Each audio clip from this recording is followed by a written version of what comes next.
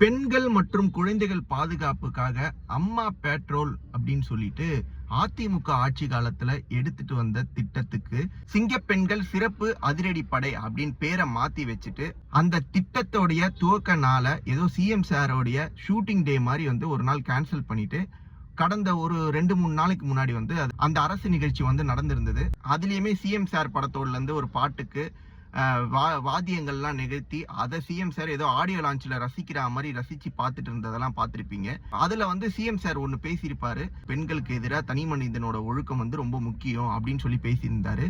இப்பதான் புரியுது, அது அவங்களுடைய கட்சி நிர்வாகிகளை பார்த்துதான் அவர் சொல்லியிருக்காரு. கடந்த ஒரு வாரமாவே வர நியூஸ் எல்லாமே டிவிகேல இருக்கிற நிர்வாகிகளால தான் பெண்கள் துன்புறுத்தப்பட்டு இருக்காங்க, நிறைய பேர் பாலியல் ரீதியா பாதிக்கப்பட்டு இருக்காங்கன்ற நியூஸ் நீங்க எல்லாருமே பார்த்துட்டு இருந்திருப்பீங்க.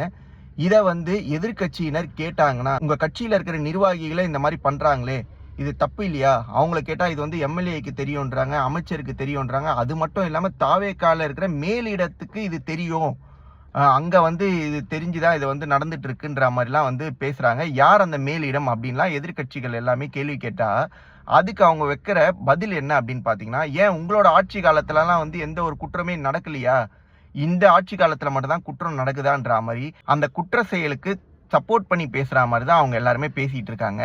ஆட்சிகள் மாறினாலும் காட்சிகள் மாறவில்லைன்னு சொல்லிட்டு எடப்பாடியார் முன்னாடில இருந்தே இதை பத்தி பேசிக்கிட்டு இருக்காரு.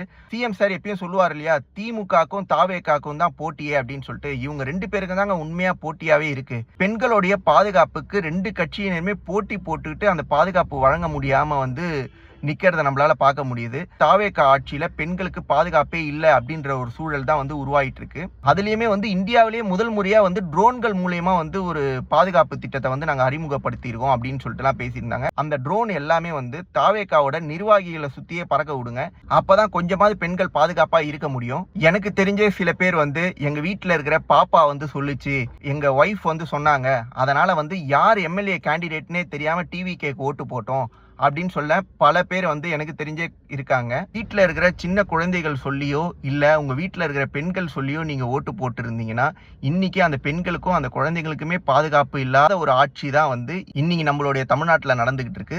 இதுக்குமே கீழே நிறைய பேர் முட்டு கொடுத்து பேச ஆரம்பிப்பாங்க.